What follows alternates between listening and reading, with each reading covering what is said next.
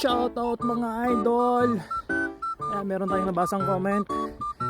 Sabi ni Natoy, boss, patayan naman dyan sa inyo. Kikita ka nga ng malaki, papatayin mo naman katawan mo.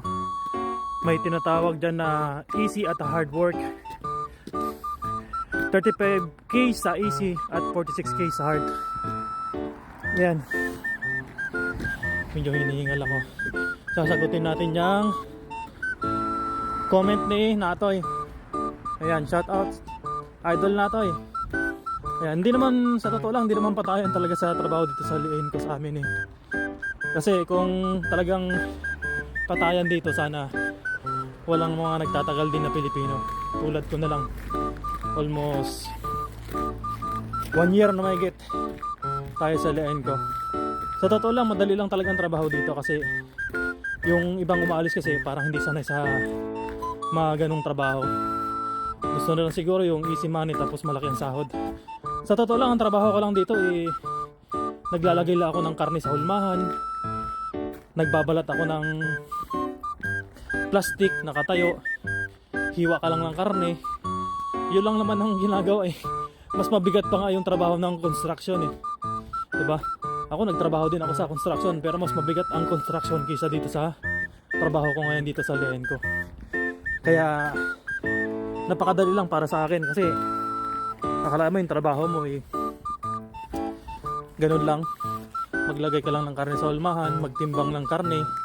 Yung kinikilo mong karne minsan hinihiwa, yung murabaledel na tinatawag eh kalating kilo lang, kalating kilo, tapos magtulak ka lang ng regals. Oo, sa una mabigat sa una kasi kumbaga yung katawan mo di pa sanay.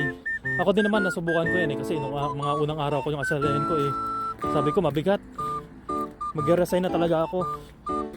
Pero nag-decide ako na after 3 months ganoon pa rin talaga, hindi ko kaya yung trabaho, mag-resign talaga ako. Pero ngayon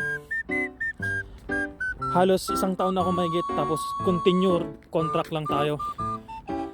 So kaya yung trabaho, kasi yung iba kasi natatalo lang ng isip, natatalo ng isip na hindi kaya yung trabaho, mabigat. Mga babae, marami ding mga tatagal na dyan, halos mahigit 1 taon na rin, pero kaya naman ang trabaho. Kasi kanya-kanya naman tayo ng lakas sa katawan, diba? Kung hindi mo talaga kaya yung trabaho, hindi mo talaga kaya, di mag-resign ka. Pero yung sabi niya na na papatay mo naman katawan mo, hindi naman papatayin, idol. Siguro pagod lang yung pagod lang sa trabaho, pero hindi naman papatayin ha. walang ganun patay. Kasi ako kung talagang patayin dyan sana patay na yung katawan natin. Pero para sa akin yan, napakadali lang trabaho sa liin ko. Kasi iba talaga, natatalo lang ng isip na hindi kaya.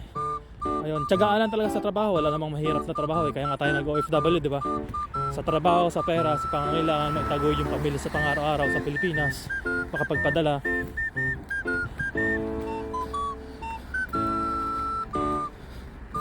Madali lang, tiyagaan lang talaga.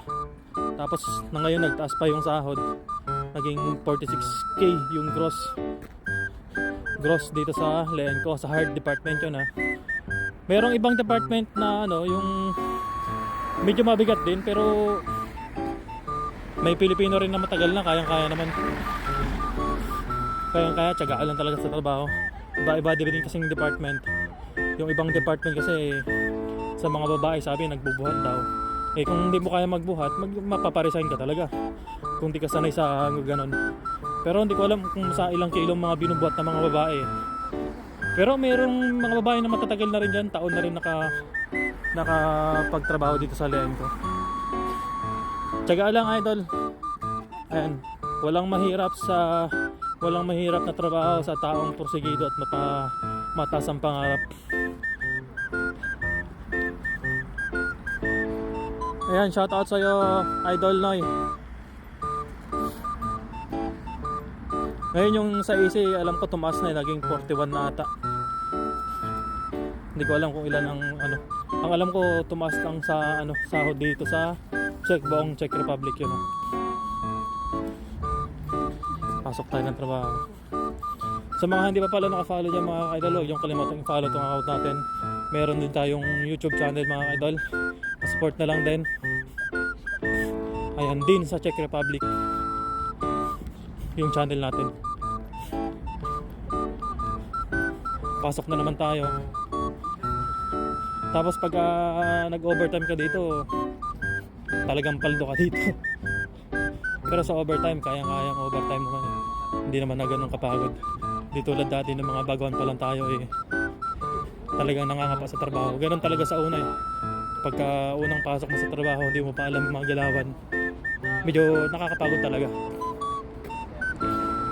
Pero pag nasanay naman na yung katawan mo, kayang-kaya. Ayun, kayang-kaya na yung trabaho. Pagod lang yung katawan pero walang patayan. Hindi ka naman mamamatay Sabi nga ni sa tawag nito, sige. Pangalan. Nakalimutan ko pangalan. Magpahinga ka lang kapag pagod ka, itulog mo lang pag pagod ka. Tapos bukas ganun ulit para makamit mo yung pangarap mo. Sa totoo lang, hindi naman habang buhay nandito tayo sa abroad Someday makakapagpatayo tayo ng business natin. Ipon at tiyaga. Yan. Ganun lang. Siyempre, babalik pa rin tayo sa bansang sinilangan, bansang Pilipinas. Yan, dito na tayo sa bus. Hanggang dito na lang itong video na ito mga ka-idol. Sa mga di pa naka-follow dyan, huwag yung kalimutan yung follow yung account natin mga ka-idol. And shout out sa lahat ng mga OFW, mga nandito sa Czech Republic at mga paparating pa lang dito sa Czech Republic at sa ang part man dito sa Europe. Shout out sa inyong lahat. Ayan. Welcome sa panibagong yugto ng buhay. Buhay OFW. Tiyagaan lang sa trabaho. May hirap talagang trabaho pero tiyaga lang. Importante malusog tayo. Walang sakit. Sumasahod ng malaki sa pang-araw-araw. Ipon-ipon. Ayun lang mga ka-idol.